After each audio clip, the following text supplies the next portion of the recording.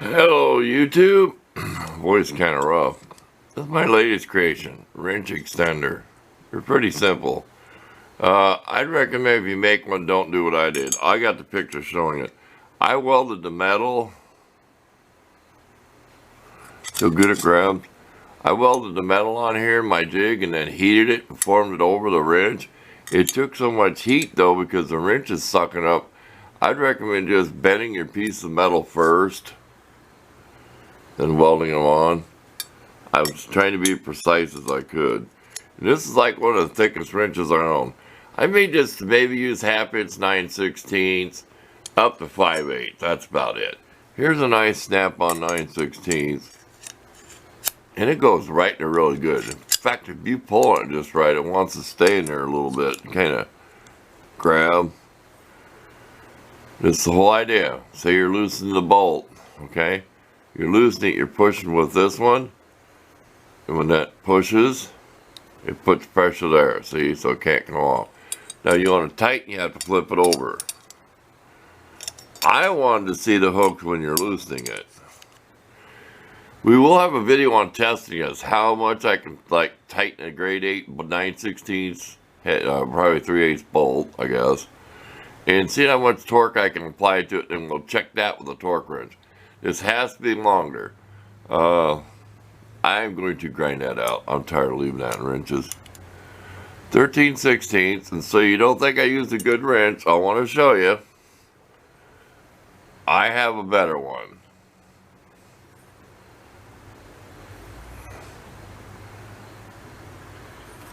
Does anybody know the company that made some of this stuff? Always asks. Anyway, I've had these for probably 20 years. They was a really cheap set of wrenches. All the little ones wore out. 7/16, they were just junk. But a lot of them cheap tools, guys would buy them like me. They have the bigger sizes because it went like up to 1 inch and 1/16. That's the only reason I bought them for cars and stuff, trucks. So I'd have the big wrenches. There you go. We'll bring you back when we get a little more work done. We're going to chop this off. Probably make a handle out of a piece of pipe. Because, before we go, we're getting too much time on this. Real quick with a ruler.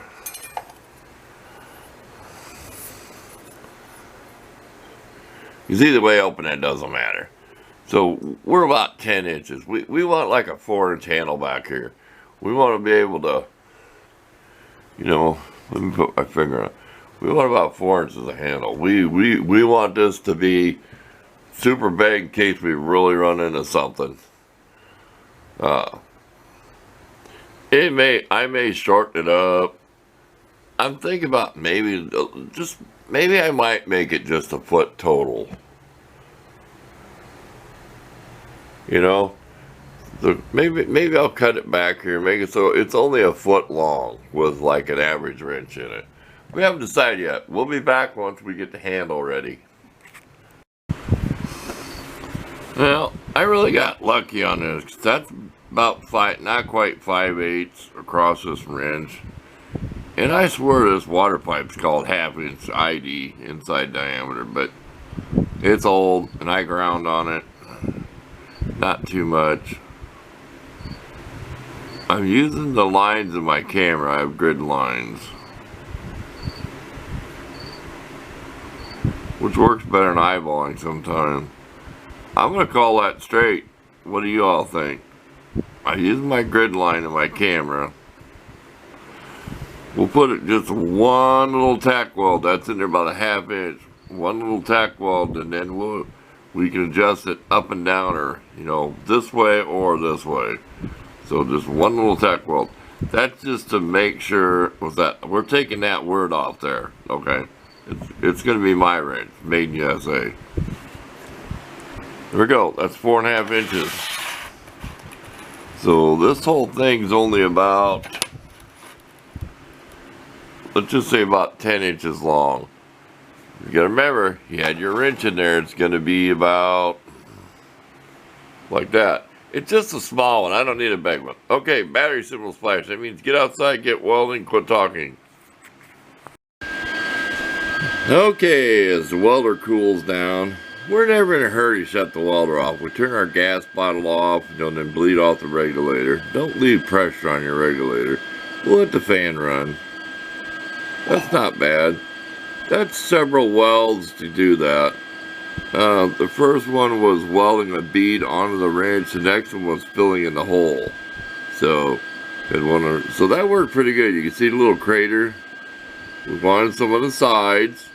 Looked like it was lacking a little. There we go. We'll start grinding. We do have a couple of pictures of this at the end. You can look when I had the wrench stuck in there, and we'll take a picture of this weld. And like I said, we'll be getting rid of that work. Oh, we got rid of the sides of the wrench was right there. And it was also back in here too. That's just every wheels after grindstones. Like that.